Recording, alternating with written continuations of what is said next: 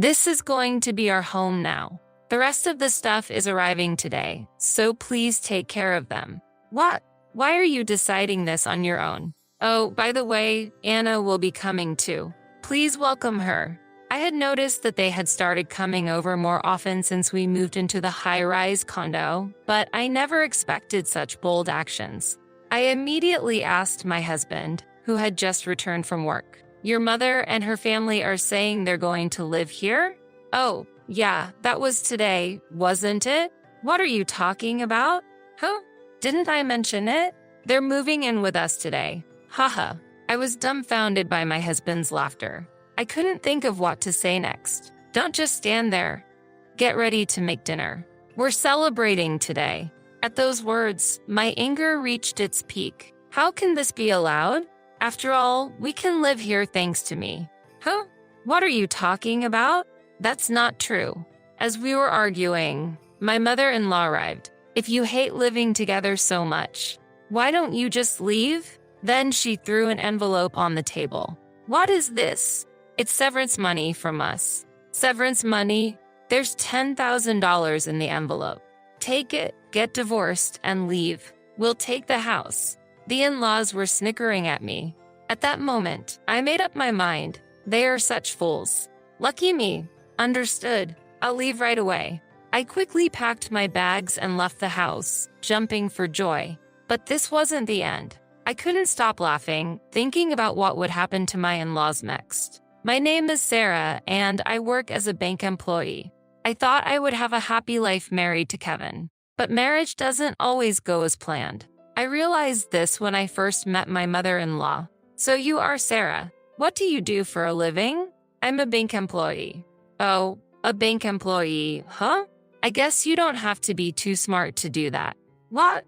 It was clear she was belittling me. This happened during our introductory meeting before the marriage. Kevin, sitting next to me, seemed not to hear and just smoked his cigarette. Well, let's get along from now on. Yes. Nice to meet you. I wondered if everything was going to be okay. But after we got married, my husband was kind and we didn't have to interact much with my mother-in-law. Are you sure it was a good idea to marry a man with such a modest salary? What's wrong all of a sudden? Well, my mom used to say such things, but now I just feel pathetic. It's okay. Don't worry. Kevin had always been insecure, even when we were dating. He was even intimidated when he found out I was a bank employee, but I never cared much about my partner's financial status. Since then, I think we've had a fun, albeit modest, life. What are you planning to do about where we live? A few months after getting married, I received a phone call from my father. I think we're fine as we are now. We don't have any particular needs. Actually, a spot has opened up in the high-rise condo, so I was wondering what you think. Huh? A high-rise condo. Indeed, my father owned a high-rise condo. Originally a company president, he had handed over the business to my brother and was now living a relaxed life. Of course, my husband was aware of this. If you guys are interested, you can move in immediately. Got it. I'll discuss it with Kevin. I consulted with my husband. Kevin, are you interested in living in a high-rise condo? A high-rise condo? It would be amazing to live in such a place. Kevin showed an excitement I hadn't seen before. Seeing his smile made me happy too. Actually, my dad offered us to live in the high-rise condo. Really? Yes. Kevin, possibly overwhelmed with excitement, suddenly grabbed my shoulders. Calm down a bit. Sorry. And so, it was decided that we would live in the high-rise condo. However, for me, it was the beginning of a nightmare. I'll contact Dad then. Okay, thanks. But I can't believe I'm going to live in a high-rise condo.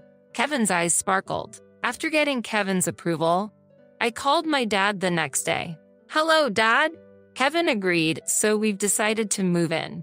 That's great. It's already cleaned and ready for you anytime. Got it. Thank you. Don't worry, I'll take care of the paperwork. At this moment, I realized something important and asked my father, by the way, how will we handle the rent? Don't worry about that. As long as you live there, you won't need to pay rent. Really? Of course. It's all for my dear daughter. My husband and I started preparing to move immediately. We moved in just 1 week. Perhaps both of us were excited to live in the high-rise condo. So this is a high-rise condo. It's incredible. I never imagined we could live in such a place. It's like a dream. All thanks to your father. Indeed, we need to express our gratitude. Although initially bewildered by the larger space of the high-rise condo, it only took a week for us to get used to it. I had concerns about whether someone like me should live there, but those concerns faded away. About 2 months after we started living in the high-rise condo, my sister Anna wants to come visit. Is that okay? Kevin had an older sister named Anna. I heard from Kevin that she had been married but got divorced because she was fed up with her husband and had returned to her parents' home. That's fine, but why does she want to come here? I hardly had any conversation with her before, so I didn't understand the reason. Well, I mentioned our new place, and she said she wanted to come over. That's fine, as long as it's on the weekend. I'll let her know then. And then the promised Saturday arrived. When the doorbell rang and I opened the front door, there stood a woman clad in branded items from head to toe. I couldn't help but step back, and then she spoke. It's been a while. Do you remember me? Of course, Anna. Then may I come in?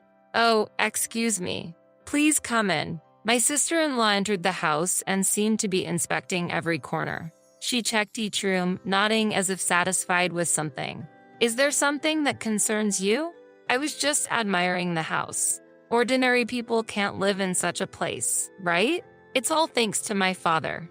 Then we moved to the living room and had a casual chat. During our pleasant conversation, my sister-in-law suddenly made a condescending remark. At that time, I didn't understand why that was happening. It must be nice to be you, Sarah. Don't you think so, Kevin? I don't really. But this house is all thanks to your father-in-law, right? I wondered why she said that and timidly asked for a reason. Did I do something wrong? Not at all. It's just that our family wasn't wealthy. I knew from Kevin that his father had passed away when they were in middle school. Since then, they have faced many hardships. That made me think she might be jealous of me. That could be why she was dressed in all those branded items. Well, I'll be going now. I'll visit again soon. Take care. Okay. For about 2 hours, the conversation mostly revolved around their hardships and how fortunate I was. During that time, Kevin hardly joined in the conversation and just silently listened to his sister. I'm sorry. My sister is like that. I kind of figured. I'll make sure to warn her next time. Kevin promised, but less than a month later, she visited us again. And this time, she wasn't alone. Sorry for intruding. She barged in and plopped down on the sofa. Today, I brought our mom along, but the door was locked. Oh, Kevin gave me a spare key. What? I wanted to ask Kevin about it immediately, but he was out and unavailable. I had a bad feeling this could lead to trouble. And then the most troublesome person spoke up. It's not that big of a deal. What's the problem with having a spare key? The issue is that I wasn't informed about it. Maybe Kevin doesn't trust you? I think so too. With the two of them against me, it seemed hopeless. From that day on, my life turned completely different from before. When I returned home from work, I found my sister-in-law and my mother-in-law in the house. Moreover, they had helped themselves to the food in the fridge and moved things around the rooms without asking. This isn't right, don't you think? Even if I say something, the two of them won't listen. So, maybe it's best to just let them do what they want. I can't stand living like this. Please talk to them. I was quite frustrated. Frustrated with my husband for doing nothing and with myself for being powerless. Okay, I'll talk to them. Will you be there with me? If you're going to speak up properly, then I don't mind. My husband, as usual, confronted the two when they came over. However, they didn't pay any attention. Sarah must have instigated this, right? Come on, Kevin, be more assertive. That's right. You're the head of the household. You should have your own opinions. Then my husband seemed to be contemplating something, looking down. Don't say weird things. Please leave. When I said this to the two, my husband unexpectedly turned against me. You're the one who should be quiet. What? My husband was siding against me. He had completely succumbed to the will of his mother and sister. They took advantage of Kevin's lack of confidence and his inability to refuse. Now, I had no one on my side. I was wrong in my judgment. What my sister and mother said is correct. From now on, I will also express my own opinions. When my husband spoke with newfound confidence, the two smirked and looked at us. From then on, the situation became one-sided. I've decided to allow my mom and sister to come and go as they please. Wait, don't make such decisions without me. The decision is made and you have no say in it. My husband ignored my opinion, and his mother and sister supported his decision. Sarah, that's enough. That's right. Kevin is the head of this household. You just need to follow him as his wife. And there's a spare room, right? No way. It's a waste to have an unused room, so we'll use it. The atmosphere was clearly in their favor. The room lent by my father was now considered theirs. Given the circumstances, I had no choice but to tough it out. I decided to focus on my work and not worry about the situation at home. 6 months later, this attitude paid off. You've been doing really well lately. How about working in a higher position?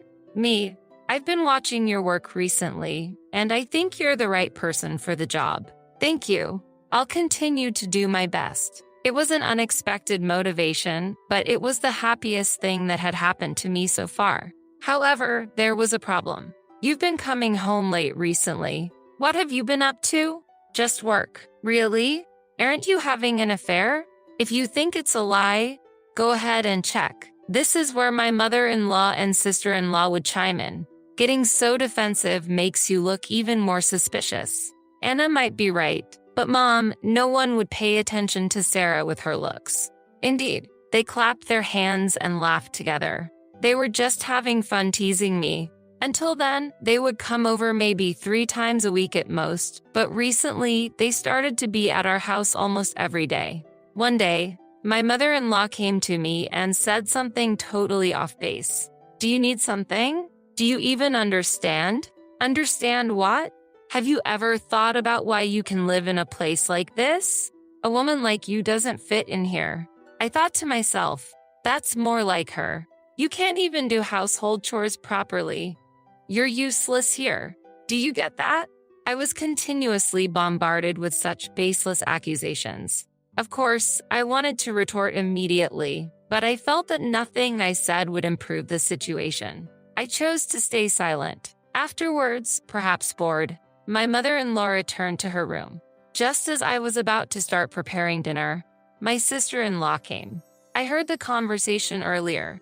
There's never a moment of peace. You should really understand your place. You're like a maid in this house. I work hard too, you know? And it might sound bad, but I earn more than Kevin.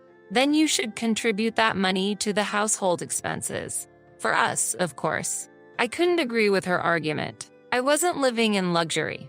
I was actually paying for most of our daily expenses, like utilities and groceries. Kevin seemed to have forgotten that, and more importantly, my mother-in-law and sister-in-law didn't even know the reality. I often wondered what would happen if I stopped paying. Then why don't you work, Anna? Why should I have to do that? I almost envied her ability to say such things earnestly. It was a mystery where she went every day without working. So, where do you go every day? I don't need to tell you that. At that moment, my sister-in-law avoided looking at me. It was clear she was involved in something she couldn't openly talk about. Is that so? Then I'll just assume you're gallivanting around every day without working. I said this with a serious face. Angered, my sister-in-law threw a mug from the table at me. It didn't hit me, but the mug shattered into pieces. Why did you dodge? That was my favorite cup. Since it's your fault, clean it up. I silently began cleaning up a broken cup while she stood by, watching and laughing. I thought about throwing the shards back at her, but I refrained. You're in the way standing there. What? I'm just watching. After cleaning up in a few minutes, I tried to leave, but my sister-in-law interjected again. Remember, if you say something weird next time, it'll be much worse. I understand. I'll be careful. Inside, I didn't mean it. Watching my sister-in-law's satisfied departure, I complained in my mind, "Don't get too cocky. You'll get what's coming to you soon." Then one day, as usual, when I returned home from shopping, the house was noisy.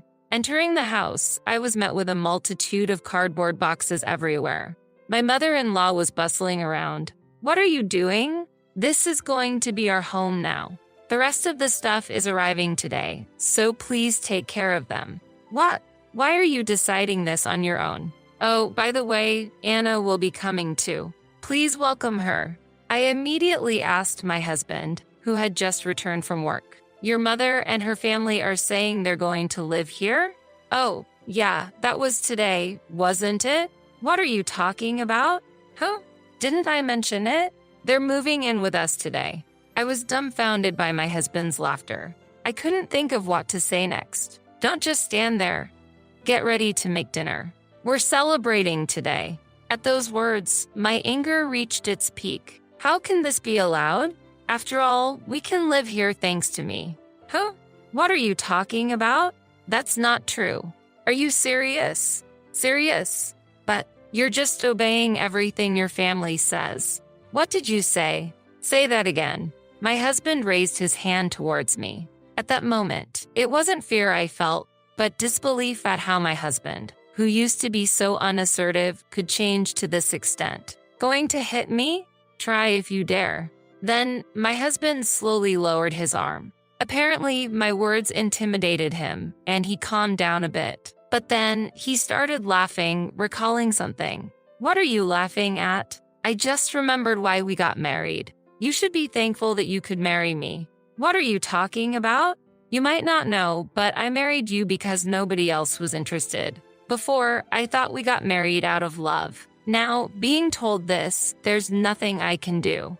My husband continued with a shocking revelation. "And it's annoying, but I married you because you earn more than me."